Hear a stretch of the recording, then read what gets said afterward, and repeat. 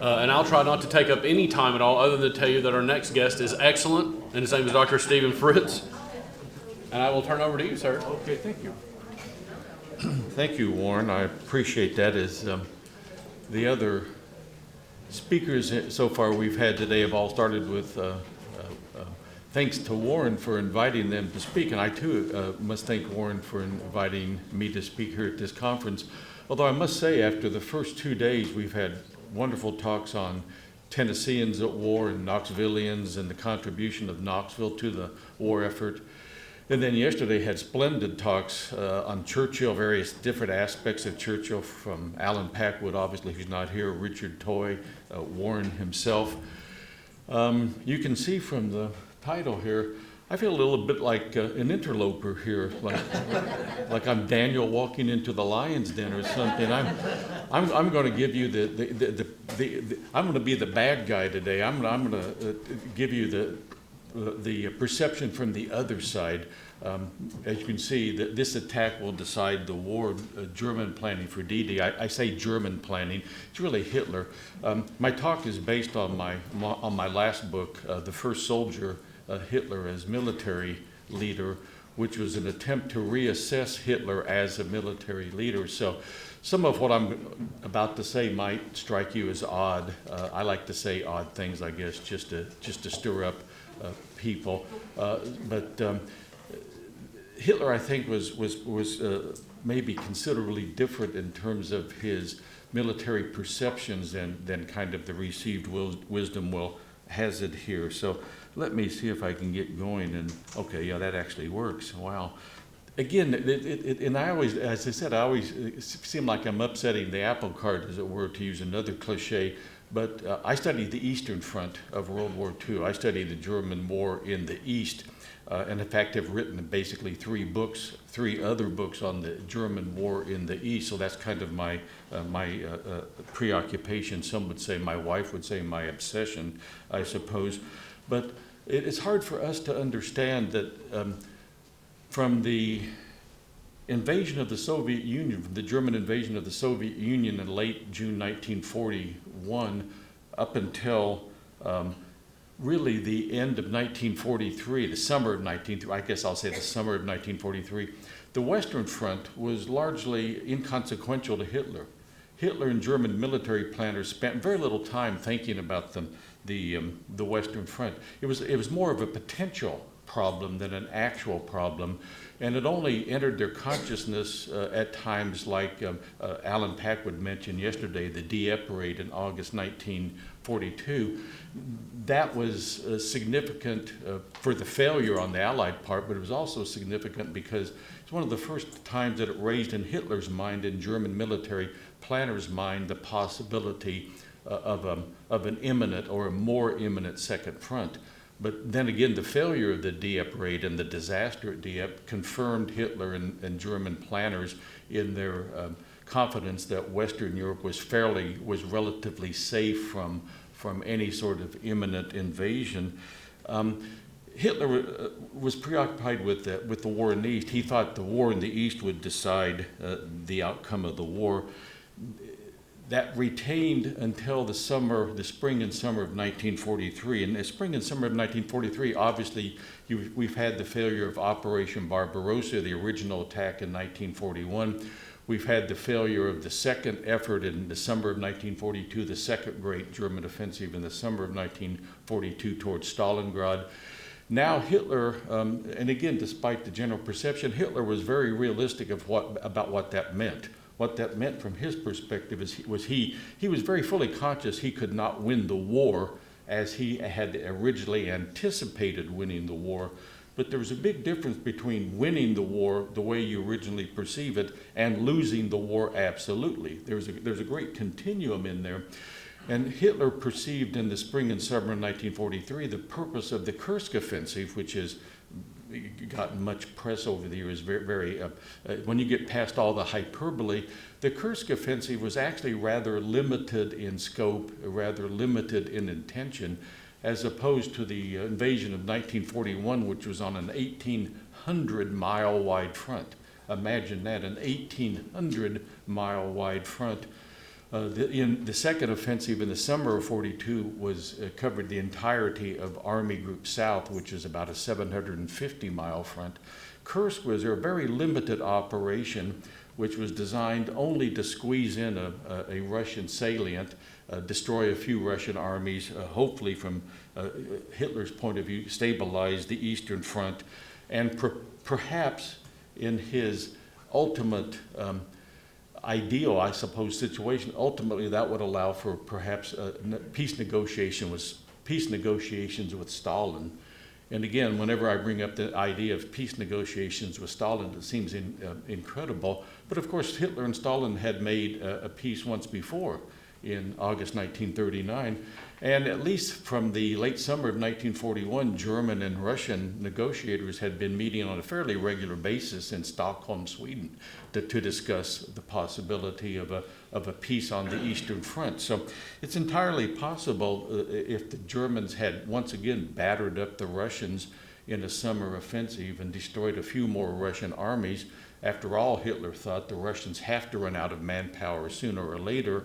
Eventually, the Russians will have to make peace. That would allow him to transfer the great bulk of his troops to the west before there was a large-scale Allied presence in northwestern Europe. The Allied invasion in Italy had long since bogged down.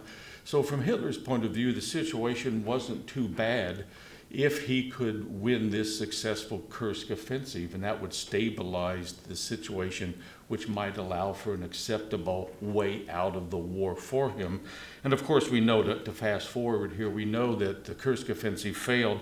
So now by the autumn of 1943, the situation reversed. Hitler still thought it was possible perhaps Hitler still thought it was possible perhaps to stabilize and stalemate the war, but now the fronts were switched. Now it would have to be success in the West would have to stabilize the front in the East.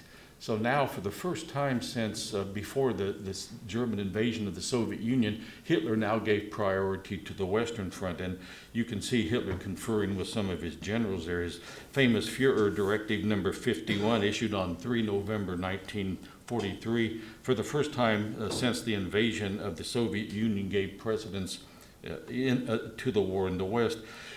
Hitler realized any successful Anglo-American invasion would immediately imperil German military production. The great concentration of German industry in the Ruhr was in far western Germany.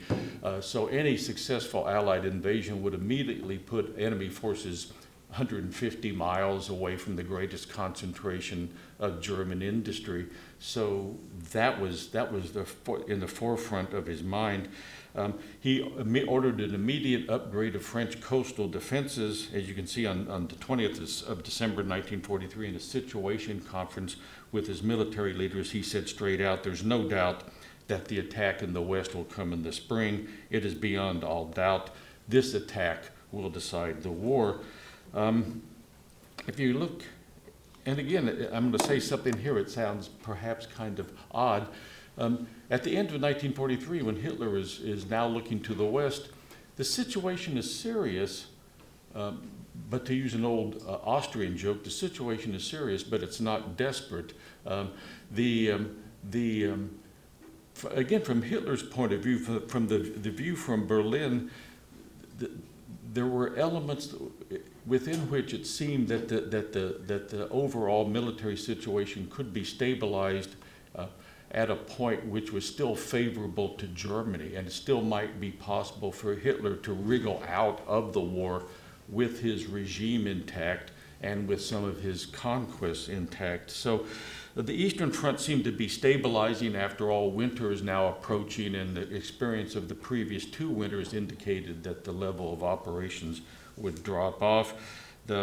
The Allied advance in Italy, as I said, had stalled out south of Rome. The British had been unable to break German morale through a repeat of the devastating Hamburg firestorm of July 1943.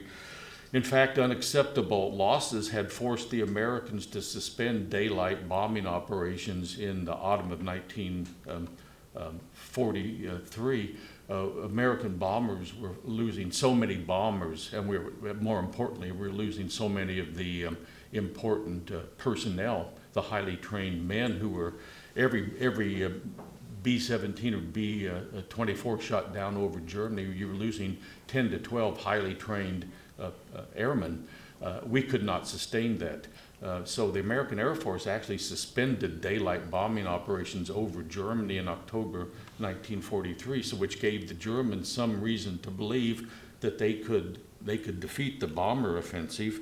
At the same time, in terms of defeating the bomber offensive, Albert Speer had reorganized weapons production. There had been a devastating British bomber offensive in the spring and early summer of '43. The Germans called it the Ruhr offensive, in which the British had targeted the industrial establishment of the Ruhr. That had devastated German production for a brief time, but Speer now had reorganized the German war economy, and so German production was skyrocketing. And they now, for the first time in years, were producing large quantities of tanks, of artillery. They had enough weapons now to equip new divisions in the West. The synthetic oil production, synthetic fuel production had peaked. They had stocks of what am I trying to say? Output of fighter planes had risen enormously. Despite increased resistance activity, the continent was stable. Again, we tend to mythologize resistance to the Nazis. The view from Berlin was considerably different. From Berlin, there was no particular problem. They didn't perceive any particular problem, any instability. There was no risk. The top Nazis did not perceive any risk to their rule in occupied Europe. It was just not there. So there was no threat of any particular threat of a large scale uprising in Europe. The construction of the Atlantic Wall had been accelerated, and especially under Rommel, there had been now energetic efforts were being made to prepare defenses, especially at Normandy. Hitler had high hopes for the technologically advanced V weapons, the V1s, V2s. There were actually V3s, V4s. There were advanced ocean-going submarines under development. So everything at the time, in that brief moment in time at the end, say November 1943, there appeared to be a path forward for the Nazis, for Hitler, to stabilize, to stalemate the war, if you want to put it that way. So, as I say, the task from Hitler's point of view, the goals were clear, the objectives, the task was clear: to stalemate the Soviets, to continue to stalemate the war in the East, to defeat the bomber offensive, and continue to accelerate arms production, to unleash the V weapons in the new submarine offensive, especially the submarines. If they could break the supply line between North America and Great Britain, that would make any invasion, as Alan Packwood said yesterday, that would make any invasion very, very problematical. So there were factors that the Nazis, that Hitler thought were favorable, and that might develop favorably in the future. And of course, above all, the most important thing was to defeat the Anglo-American invasion here. Let me see if I can get this. Okay. Essentially, and again, it sounds kind of odd to our ears, I guess, since we know what happened and we know the outcome of history. The hardest thing for any historian is to put out of your mind what happened, and to try to envision the possibilities as if you don't know what was going to happen. So Hitler actually considered the invasion a great opportunity. I hate to say he was looking forward to it, but if you look at his conversations with his intimates, he was fairly optimistic. And he was kind of impatient for the Allies to get on with it so that so the German forces could defeat the invasion, and that would turn the situation around. Hitler believed, like most of his military advisors, that Germany could not just stand on the defensive and try to stalemate the war that way. They had to win some sort of significant, tangible victory. And they had to win the significant, tangible victory, first of all, to let their enemies understand that you might still be able to defeat Germany, but the cost is going to be enormous. And do you want to do that? Do you want to go ahead and lose massive numbers of lives simply in order to defeat me? And secondly, Hitler always understood that the alliance between the Western, the enemy alliance, was always, from his reasoning, an unnatural alliance. After all, as Hitler said time and again, you had the leading capitalist nations and you had the leading communist nation in alliance. The only thing that held the alliance together was their antipathy to Hitler. The enemy of my enemy is my friend. Well, Hitler always thought that this unnatural alliance would sooner or later break apart.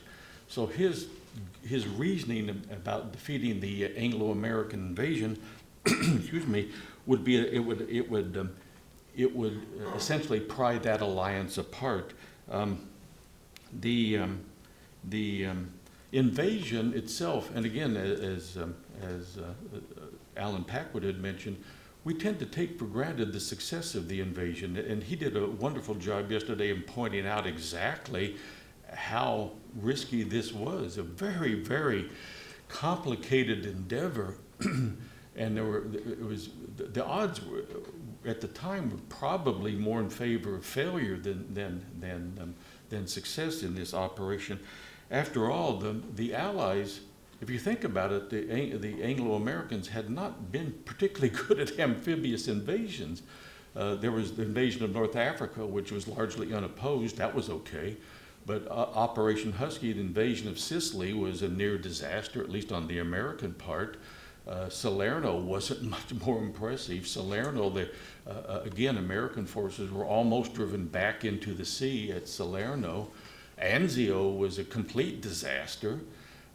Where was the string of success? Where was there anything to indicate to the Germans that the Anglo-Americans are splendid at this and they're just going to roll over us and we should just basically give up now? Everything in the previous Allied experience indicated to the Germans that they were defeatable. And an Anglo-American invasion of northwestern Europe in Normandy was going to be much, much, much more complicated and difficult than anything the Allies had attempted so far. So Hitler was fairly confident, especially with the new Panther and Tiger tanks that were coming online. He had transferred a few units of the Panzer units to the west. Hitler thought that he could pull off a second Dunkirk. Goebbels, in his diary, Goebbels was an avid diarist. Goebbels records over and over in his diary how Hitler was in the spring of '44. Hitler was in a good mood. He was quite confident that the Germans could defeat the invasion, that they could impose a second Dunkirk, that the German public, in fact, was expecting an imminent end to the war when Germany proved successful here. Essentially, what Hitler was gambling on that was success in defeating the invasion. That would, he thought, promote a severe political crisis in Great Britain. Hitler also prided himself on being an historian. He was an avid reader of history. He actually he had quite a sophisticated understanding of history. And he looked to a recent example to provide hope for him, Gallipoli in World War I. The Gallipoli invasion had failed. That had cost who else? His job in the government, Winston Churchill. It seemed kind of symmetrical for Hitler there. It seemed kind of a good omen for him. He thought that this abortive landing would cause a severe crisis of morale in Great Britain. There was a general belief in Berlin that British morale was very brittle.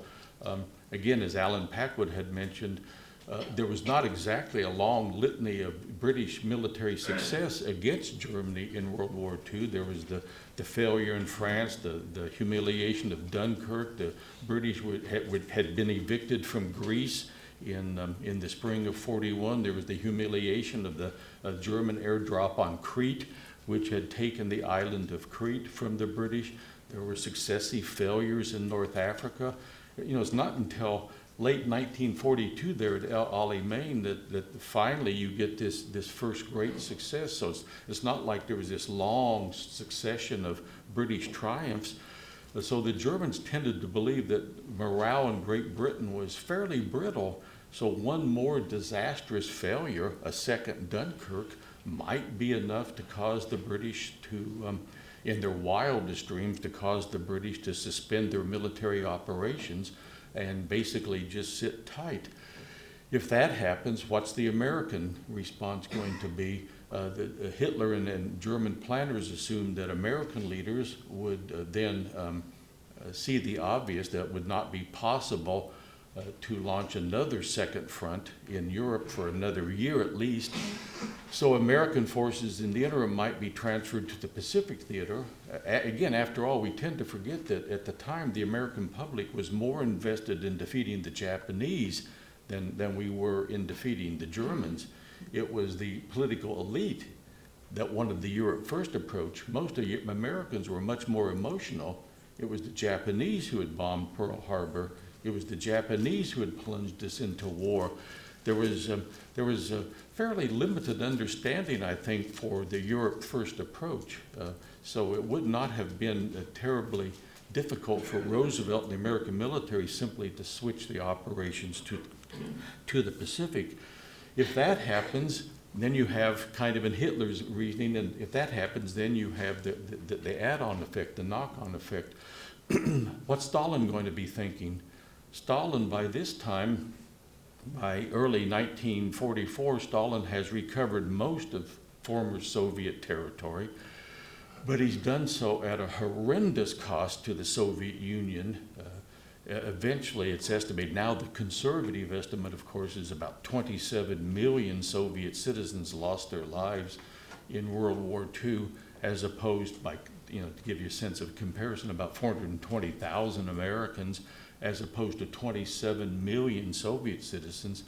Even as bloodthirsty and bloody as Stalin was, he had to be thinking, at what further cost? Can I count on my Western allies? Stalin was inherently distrustful, innately distrustful of British and American leaders. Can I trust my Western allies to do something to help me? If they're defeated in this invasion attempt, when will they try again? Will they try again to invade? If that's the situation, would it not be better for me? Would it not be a wiser situation for me just to make peace with Hitler? I've got most of the Soviet Union back. I can make peace with Hitler, even if it's a temporary peace. I can make peace with Hitler, rebuild my army, and sometime in the future prepare again. If the British and Americans want to defeat Nazi Germany, well, let them do it. They can go ahead and invade without my help.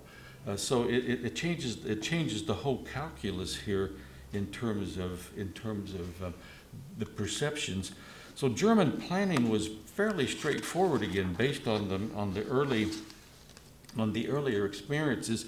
Excuse me. German planners concluded that the landing, the approach and the initial landing offered the best possibility of defeating the enemy. So this, of course, meant that strong coastal forces, strong military forces had to be stationed in the coastal areas and put on a constant state of readiness. Hitler also thought it was important for an immediate reaction on the beach, as he kept talking about nailing the Allies to the beach. If we can just nail the Allies to the beach, he said at one of his conferences, for 6 to 8 hours, and then we can send the German panzer forces hurtling onto the beaches, and that will defeat the invasion. So the key thing always in Hitler's mind was to pin the initial invasion force on the beach. Excuse me. Of course, Hitler anticipated that by the time of the Allied invasion, the new German jet fighters, that was one of their miracle weapons. They anticipated that German jet fighters would be available and ready and deployed out in France as well, and that would help contest aerial superiority. All of this depended, of course, rapid response depended, of course, on knowing where the invasion was going to come. And those of you who know something about this know that German military intelligence was kind of an oxymoron. The Germans didn't really have much military intelligence. For as good as the Germans always are assumed to be at the art of war, German intelligence gathering activities were always woefully inadequate.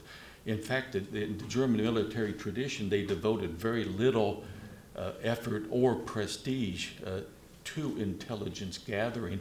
That was always regarded as kind of a secondary, grubby sort of operation. So the Germans didn't have a whole lot of intelligence coming out of Great Britain as to where the operation might come. In fact, at a January conference, January 1944 conference, Hitler, in dramatic fashion, said, where will the enemy land? Where will he land? Where are the clairvoyants? But then from February on, any number of conferences from February on, and Hitler was a map person. He loved big maps. Hitler would walk to the map and he would turn to his generals and he would point. He'd say, here's where the invasion's coming, right here. And he would point right at Normandy, right at the landing beaches. This is where the invasion's coming. He was very confident of that. In fact, on a couple of occasions in April and May of 1944, when Field Marshal Rundstedt, who was the overall commander-in-chief in the West, tried to limit defensive preparations in Normandy or tried to shift preparations elsewhere, Hitler overruled him and said, no, the invasion's coming right here. We have to prepare the defenses right here. So that essentially provides the justification, I suppose, the rationale for the Atlantic Wall. And the Atlantic Wall, again, you can see the construction. So if I point in the right direction, the construction rubble here, inspecting some of the fortifications of the famous Atlantic Wall. As you all know, the Germans were good at propaganda. Goebbels was a phenomenal propagandist, so they made the Atlantic Wall out to be this great, massive, impenetrable fortress, which it never was. It was actually the reality of the Atlantic Wall largely consisted of thinly manned bunkers and fortifications. It was nowhere the gigantic, impenetrable fortification of German propaganda. Essentially what the Atlantic Wall represented was a modification of German strategy here. They had long since, German military planners had long since realized that their initial assumption was faulty. There was no possible way Germany could contest the Allied invasion fleet as it was coming across the Channel or as it initially landed. And there was no way the Germans could contest this for the most obvious reason in the world. The Germans had no Navy or Air Force. So it's impossible to contest the landings in their initial phase because the Germans simply did not have the ability to do that. Their Air Force was, it was pitiful on the ground out there in France. They had very, very, very few aircraft. So the Atlantic Wall essentially was designed to make up for this deficiency. So what the Atlantic Wall was designed to do was not stop the Allies. It was not designed to defeat the Allies. It was simply designed to hold them up for a while. The great majority of troops manning the Atlantic Wall, the stationary defenders, were made up overwhelmingly of second and third rate, actually even fourth rate German troops.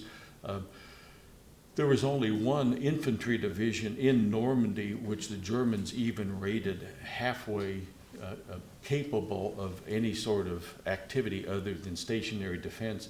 Virtually all of the infantry units the Germans had in Normandy were rated as second, third, or fourth rate troops. The great majority of them were rated satisfactory only for stationary defense. That meant they could not carry out any sort of activities or mobile defense. They were just rooted to where they were, and that was that.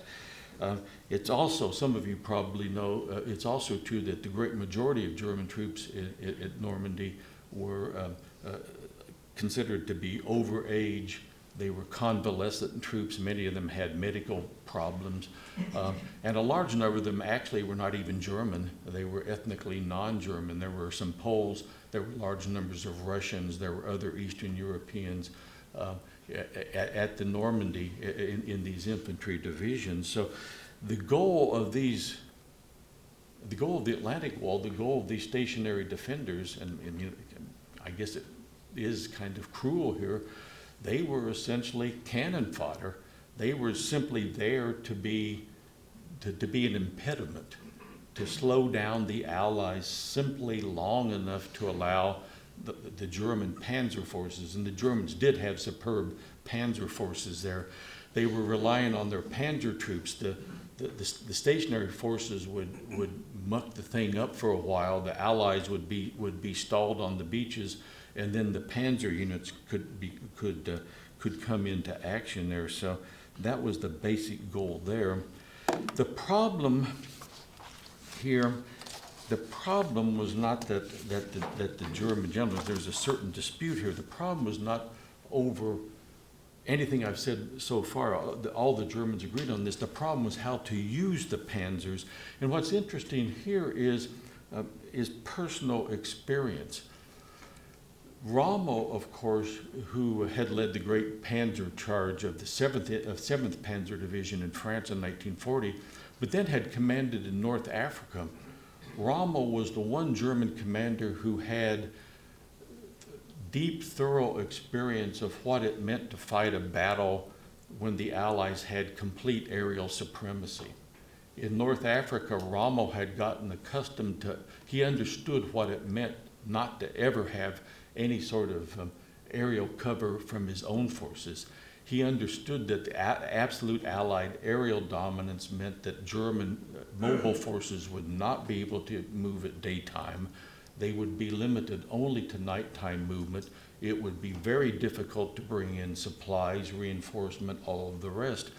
Of course, these are the things that a mobile strategy depends on. So Rommel's take from that, he drew the lesson that given the obvious absolute aerial supremacy of the Allies, the important thing was to have the panzer units stationed as close to the beaches as possible.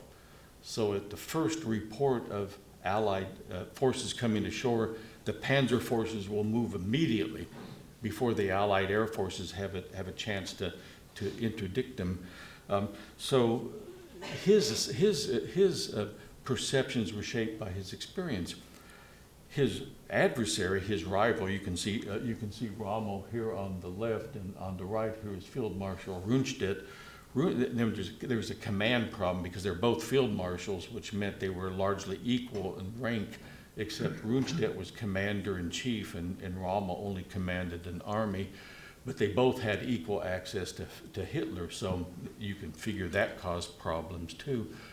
Rundstedt, along with the commander-in-chief of the Panzer Forces West, a general named Leo Geyer von Schweppenberg, they favored the classic Wehrmacht strategy of forming the panzers into a central reserve and then allow the invasion force to come ashore. It'll be weakened by the Atlantic Wall defenders, but the invasion force will come ashore, let the Allies come ashore, let them even build up some of their forces, and then you launch a devastating counterattack that will destroy the great bulk of Allied forces.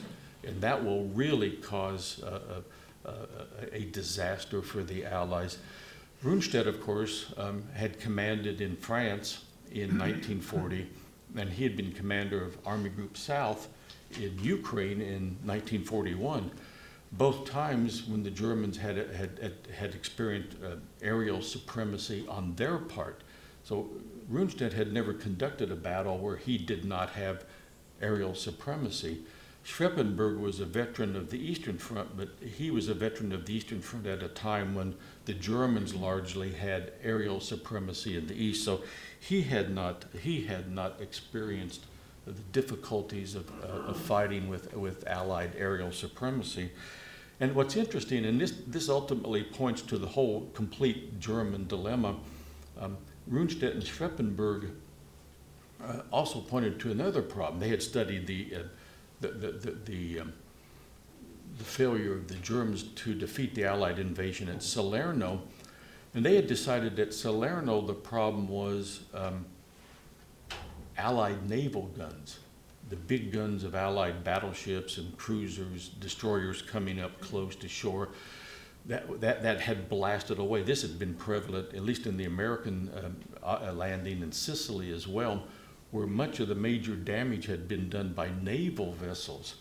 So their argument also included that assessment. Well, here in Sicily and in Salerno, American and British naval ships, naval gunnery had done considerable damage to our panzer forces. So it would be smarter to withdraw the panzer forces out of range of the longest naval guns, which was about 18 miles. And so then they're out of danger from the naval guns, and then they can launch their counterattacks. So you can see here the dilemma. The worst part of the dilemma, I suppose, is there was no resolution to the dispute. Eventually, Hitler settled the dispute. The dispute was never really resolved. But Hitler's initial decision was that 3 panzer divisions would go to Rommel, 3 would go to Rundstedt, and the remaining 4 he would control in his own reserves. As I said, the logical argument could be made for either approach to confronting the invasion here. The problem was that the dispute was never really resolved, and part of that was Hitler's indecision. Part of it was that the dispute was unsolvable, and the dispute was unsolvable precisely because of what Rommel understood. The absolute dominance of Allied air and naval supremacy meant that no matter what the Germans did, they were damned. If they tried to bring their reserves to the rear and concentrate them, then of course they would fall prey to Allied aerial attacks.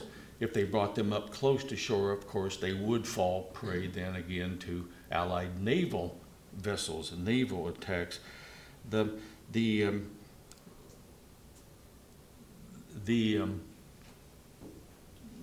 biggest problem here was in terms of simply something the Germans could not overcome. They simply were too weak. They simply did not have sufficient quantities of highly qualified, highly trained manpower. They didn't have the equipment. They didn't have the numbers of aircraft to challenge the Allies. That's essentially what they I mean, that was the central dilemma at Normandy here once the invasion began. The larger, and I'm trying to put this into context here, the larger German dilemma was, even as the Normandy invasion was taking place, Hitler could perceive that all of his larger assumptions were proving false. And if you remember back at the end of November 43, there were certain assumptions that if everything fell into place, might offer that way out, a path forward for the Germans.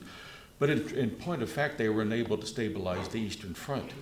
They were unable to stabilize the Eastern Front simply by a quirk of nature. The winter of 1943-44 was unusually warm in southern Russia.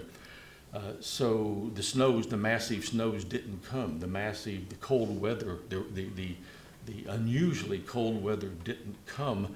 So the Russians just kept attacking the whole winter of 1943-44, just steadily pushing the Germans back. So they weren't able to stabilize the front, and which meant that they weren't able to transfer large numbers of manpower and armored units from east to west. In fact, at a crucial point, Hitler was forced to transfer the 2nd SS Panzer Corps from Normandy back to Russia. Hitler had counted on the 2nd SS Panzer Corps as being the key armored unit which would destroy the Allied invasion. In May of 1944, 44, he had to transfer it back to Ukraine to stop the Russian advance in Ukraine, which it eventually did, but it wasn't in Normandy where Hitler had intended it to be to stop the Allied advance. That was one of those, I guess after the fact, Hitler rued that fact ever after. He always came back to that. If only the 2nd SS Panzer Corps had been at Normandy, then things would have been different. Well, it's kind of like an armchair quarterback, I suppose, after the fact here. The Allied, let me get back to my thought here. The introduction of the long-range P-51 Mustang, of course, allowed the fighter escort of American daylight bombers over Germany, which meant that the Americans could resume the daylight bombing of the German war industry. The Allied bombing then, in fact, impeded the implementation and the deployment of the V weapons. The V weapons, Hitler had intended that the V1s, V2s, and the long-range submarines would be in operation by the time of the Normandy invasion. The V1s were delayed until just after the invasion was the first V1 attack. V2s were delayed a little bit longer. The long-range submarines never did get into operation because of systematic Allied bombing of German construction facilities. The long-range submarines, which were in fact quite sophisticated, they never did get into operation. They were still testing in the Baltic Sea when the war ended. So again, it's one of those what ifs. If without Allied bombing, you can see how all these things kind of fit together here. And of course, the most important thing, they were unable to defeat the Normandy invasion. So Hitler slept in. You've all heard the great Hitler slept in and other myths, as I like to call it. I say Hitler slept in. Hitler didn't sleep in. Hitler had adopted a pattern of working, which was actually very similar to Stalin, interestingly enough. They both did the same thing. They both inverted night and day. So they worked most of the night and they slept. Hitler would typically work until about 2 or 3 in the morning, and then he would go to bed, and he would rise about 11 o'clock in the morning. And so there was this big myth that, well, Hitler was sleeping and his commanders on the spot were afraid to wake him, and so that's what caused the failure. No, if only it had been that easy, I suppose. The biggest thing, and it's interesting, is that the timing of the invasion caught the Germans by surprise. Not the target, not the area, but the timing. The Germans had expected the invasion in May. I mean, and when it was originally planned for May. But the long stretch of good weather in May, and there was very, very good weather in May in northern France there, the very long stretch of good weather in May, and there was no invasion, caused the Germans to grow a little bit complacent. Then, as I'm sure you all know, the first few days of June were horrible, terrible weather. And the Germans had lost their long-range weather forecasting station out in the North Atlantic, so they had no way to know what the weather patterns were coming in. So with this evident bad weather, the Germans had concluded that the Allies would not launch the invasion here in early June. So, of course, famously, Rommel had gone back to his home in Swabia for his wife's birthday. German intelligence had picked up some possibility of an imminent invasion, but it was either discounted or reported incorrectly, or in some cases, it wasn't even reported to higher authorities at all. German commanders on the spot didn't even bother to send the information up the chain of command. Ironically, not only was Rommel back in Swabia, but most of the top German commanders on the spot were en route to war games exercises in Normandy. And of course, what they were war gaming was response to an invasion. And so as the invasion's taking place, they're on the way to a wargaming conference on what do we do if the invasion comes. So there was all sorts of confusion. And of course, we all know from Band of Brothers and other such things, The Longest Day, great movie back from the early 60s. Especially the American paratroop landings were all confused. We just dropped them all over the place. And that's always been regarded as kind of it was a mistake. It was a problem from the American point of view. From the German point of view, it couldn't have been better if this was planned, because the Germans began getting reports in from all over everywhere of Allied paratroop landings. And of course, the Germans, looking at their maps, they're trying to make sense of what's going on here, and they can't figure it out because there was reports of gunfire and landings all over, which made no sense to them.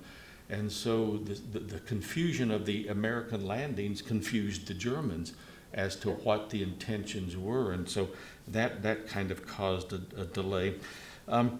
Even here, the problem was not so much Hitler, the problem was the commanders on the spot. The commanders on the spot and Rundstedt in Paris, they early on were notified, and Rundstedt duly mobilized the 12th SS Panzer and the Panzer Lehr divisions, both very, very good German divisions.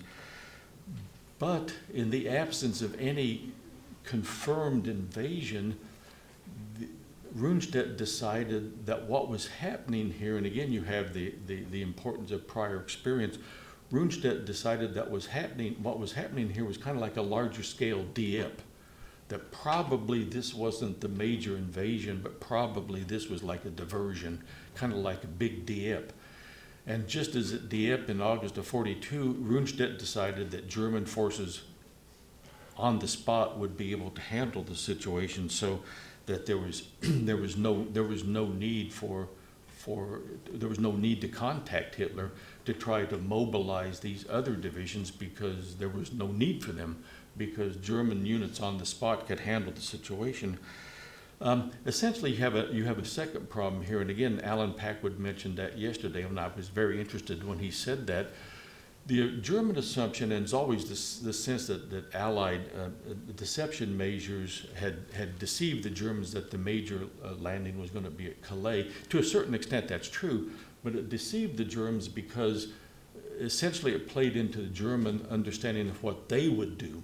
What German planners would have done, of course, was to launch a diversionary offensive and then allow the enemy troops to rush into this to stop this first offensive, and then they would launch a second offensive behind it to trap the invasion forces. And of course, as Alan had mentioned yesterday, that's exactly what the Allies originally planned. But ours was going to be a little bit different. It was going to be in Normandy and then at southern France. And for a lot of different reasons, as he mentioned, the one in southern France was postponed until mid-August. And as an aside here, I'll point out my father was in the Navy. He was actually he commanded an LCI, a landing craft infantry, landing craft infantry. He actually took part in the invasion of southern France. And since his ship was blown up, he would dispute the fact that it was largely unopposed landing in southern France. But that's neither here nor there, I suppose. So what the Germans anticipated was exactly what the Allies seemed to be doing at Normandy, landing some troops, having a large-scale demonstration, drop some paratroops to cause confusion, force the Germans to send their panzers up, and then the second attack would come at Calais. So it wasn't just Hitler, it was all the top German commanders believed that what they were seeing was what they would do. After all, they made the bold stroke in 1940 in France and won significant victory there. We tend to forget also that this dual prong strategy was also the strategy that the Allies had intended for the invasion of Italy. We focus on Salerno, but the initial invasion of Italy from Sicily was Montgomery's 8th Army, which was supposed to advance up the boot and draw the German forces down, and then the invasion at Salerno would trap the German forces between Montgomery's forces and the Anglo-American forces to the north. So this was not somehow Hitler's being crazy. This is exactly what the Allies had hoped to do at Salerno in Italy. And so it all kind of plays into the German preconceptions here. I'll try to start finishing this here. I know I'm going on and on and on. Essentially, Hitler wakes up. He's notified at the midday briefing. Now they understand that this really is a serious invasion. So again, rather than hesitate, Hitler authorizes the release of a number of panzer divisions. The problem is that the panzer divisions can't move. It's daylight, and the panzer divisions that are authorized now to move on the beach can't move because they would be devastated by Allied fighter bombers. So even though Hitler now orders these panzer units into action, it's irrelevant because they can't move until dusk. And of course, as we know, early June, those are long days, the longest day of Cornelius Ryan fame. The one panzer division that did get started was the 21st Panzer, although it didn't get started until mid-afternoon. But it managed an attack right down the junction between the British at Sword, I guess, is it Gold? The British and the Canadians. So they managed to attack right down the junction here. You can see the 21st Panzer right there outside of Caen. They managed to attack right down at the junction between British and Canadian forces. They actually managed to reach the beach. And again, that's one of those great what-ifs of history. They managed to reach the beach, so theoretically they could have begun rolling up either to the east or to the west. They could have begun rolling up the beachhead.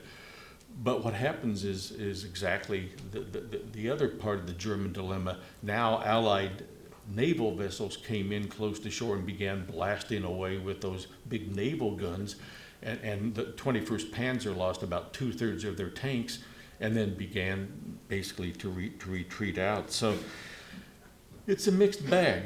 On the opening day, the Allies have made a landing and they've secured the landing, but in Hitler's headquarters there's still surprising optimism. The Allies had not managed to achieve their first day's objectives, let alone a big breakout. Hitler, in fact, as Goebbels recorded, the Führer is in extraordinarily high spirits. The invasion took place exactly at the spot that we had expected, although the propaganda minister also conceded his concern that the Allies had managed to get armored forces, I went too far there, let me go back over here, that had succeeded in getting armored forces ashore. He nonetheless took heart from the fact that 2 first-class panzer units were on the march. Well, they weren't on the march yet. But he reported that Hitler, too, remained convinced that the enemy units that had landed would be evicted and, above all, the paratroops destroyed. The Führer is absolutely certain and shows not the slightest signs of weakness. Hitler told Goebbels, if we repel the divisions, then the war will be completely transformed. He has few worries that this could not succeed. But there's the point, isn't it? It could succeed, but the fact that it could succeed did not mean that it would succeed. And in fact, the initial days, the first few days of the fighting confirmed, obviously, Rommel's notion that the key point to defeating the invasion was to defeat the invaders on the beach, but already, obviously, by the second or third day, that idea was dead.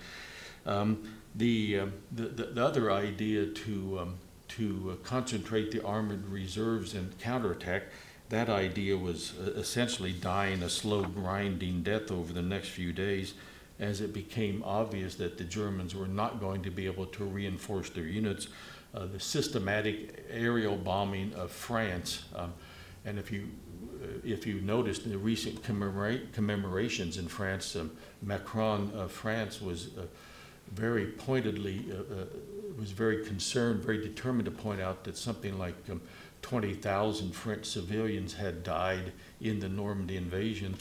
It's estimated somewhere around 50,000 French civilians probably died in the systematic Allied bombing of France for 2 or 3, 4 months before the invasion, which our bombers systematically destroyed all the roads, bridges, railroad junctions, so forth. The idea was to isolate Normandy to prevent the Germans from being able to reinforce quickly. From the Allied perception, the key to victory was not only a successful initial landing, but the rapid buildup. And if we could build up forces more rapidly than the Germans, then we would win. And that's essentially exactly what happened. The Germans struggled and struggled and struggled to get any sort of reinforcements into the Normandy area. Even the panzer divisions would typically have to detrain about 50 or 60 miles away from Normandy, and then they would have to make the treacherous route up to the battlefield.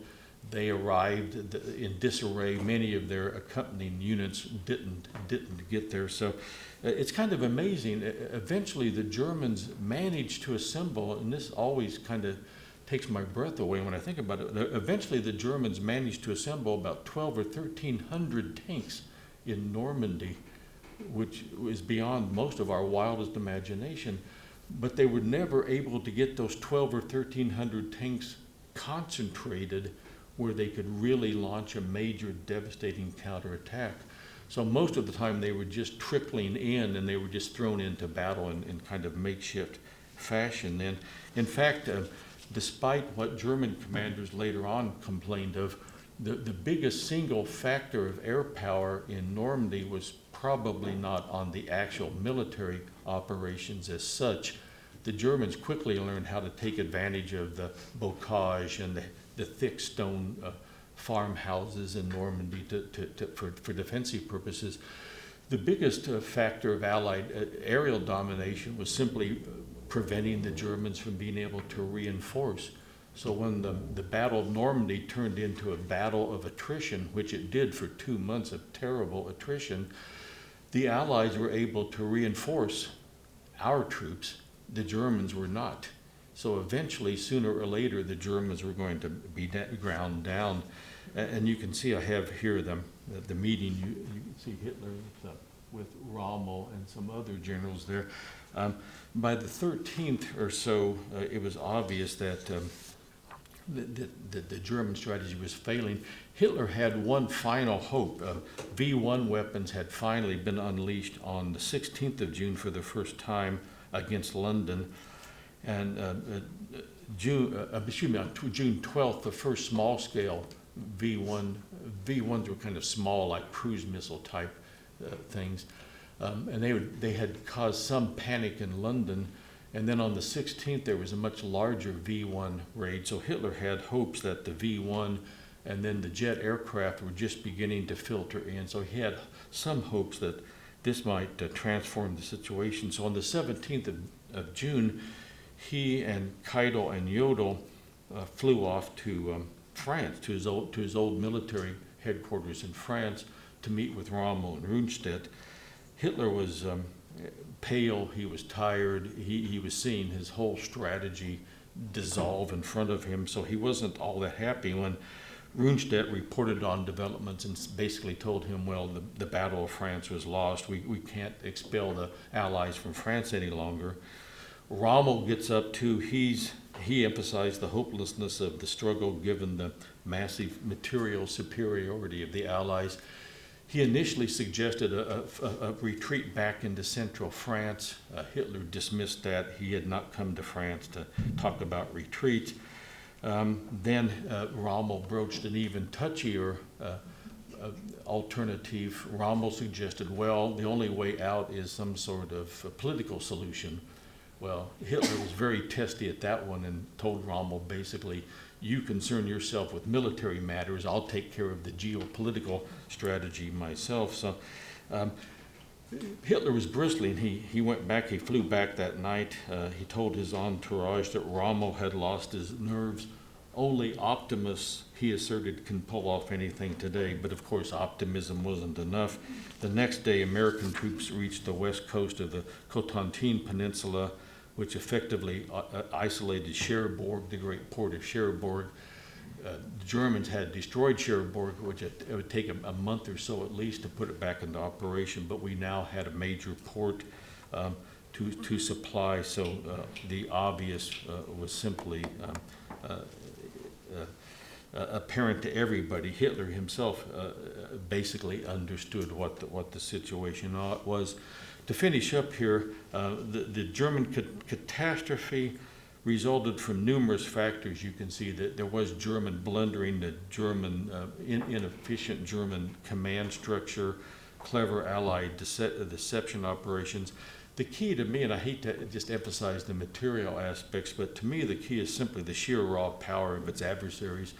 If you study the battle from the German perspective, you're always astonished at the sheer discrepancy in the numbers of troops, weapons, however you want to, whichever metric you want to use. The discrepancy is so enormous that it's in some respects astonishing that the Germans managed to stymie the Allies for 2 months rather than simply collapse immediately.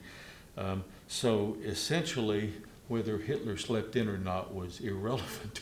He could have slept the rest of the war, and the whole thing would have turned out as it was. So, I thank you, and I'm happy to entertain any questions you might have here. Yep. Two questions. One, had Rommel been there and not altering his life in Germany, do you think that would have had any impact? Secondly, how effective was the French resistance when they got the code that D-Day was happening and some bridges were blown up and rail lines? Yeah, good question. Yeah, good questions. It's always one of those what ifs. Rommel certainly would have reacted much more forcefully. There was in the German army at that time, and traditionally in the German army, for officers, especially for senior officers, but officers of all grades, the general dictum was take action. So in the German army, the general assumption was it's better to take action and do the wrong thing than to do nothing. So there's always a bias towards action in the German army. Obviously some leaders have more of the bias than others. Rommel was at the extreme end. So Rommel would have acted immediately and would have set whatever panzer forces he had. It would have caused a lot more consternation, certainly. If you look at it from the Allied point of view, Omaha was a near disaster, and for a long stretch of the day it looked as if Omaha would be a complete disaster. So if not just one German division in the mid-afternoon, but if the 2 or 3 Panzer divisions closest to the beach got started early in the day and began advancing down, you can envision, as the Allied planners did, you can envision a ghastly, disastrous scenario in which German Panzer units are crashing into the beach. The other one was the effectiveness of the French resistance. Oh yeah, the French. Going on bridges. Yeah, the French resistance was very effective. I think it was it Warren and his with the SOE? Did you? Yeah, the SOE. Yeah, well, you know more. You know better than me. But the SOE and some of the American OSS and others had been very effective at organizing French resistance up until their organization by the outside forces. From the German perspective, French resistance had not amounted to much of anything. And coming from the German perspective, German soldiers, for example, thought going to France on leave was like going to paradise, especially German soldiers who were transferred from Russia. Every German soldier wanted to be sent to France. There was no particular problem. Despite the myth of the resistance, there was no particular problem for Germans in France. But the SOE and the OSS and others, they did organize then around Normandy pretty effective resistance, blowing up bridges, sabotaging rail lines, attacking German units as they're trying to move forward. So that was effective, yeah. Yes, if the defense of Normandy had been successful and the U.S. still had a presence in Great Britain, do you think today we would have Soviet Union, German, and then the UK? In other words, Germany would have taken peace and kept Poland and France and That's always a good question, and my students would ask that question all the time, and I would always ask them to consider one thing. Down there at Oak Ridge, what were we developing? We tend to forget we used the atomic bomb against the Japanese. The atomic bomb was intended to be delivered on the Germans. Einstein's warning, remember, the warning of Einstein and the other sciences in 1938 was not that the Japanese were developing nuclear weapons or exploring nuclear technology, it was the Germans. The whole Manhattan Project was designed to drop a bomb on Germany. So Germany would have stalemated the war until such time as we had the bombs, and then instead of dropping them on Hiroshima and Nagasaki, we would have dropped them on Berlin and Nuremberg, who knows, Berlin and the Ruhr.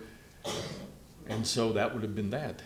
So the war might have lasted another year, and then a whole bunch of Germans would have been killed in the atomic bombing. I might be too simplistic here, but I have no doubts that we would have used the atomic bomb on the Germans because that was who it was designed to be used on. How many tanks make up a Panther division? That depends. It depends. I don't mean to be evasive, but it depends whether it's early in the war, later in the war, whether it's an SS division, whether it's a normal division. Earlier in the war, it had been 200, roughly 200 tanks. Later in the war, it was down closer to 100, 120.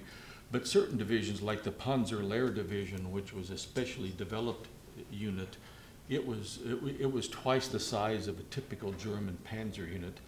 So a typical German Panzer unit at that time might have 10,000 men, maybe 110, 120 tanks.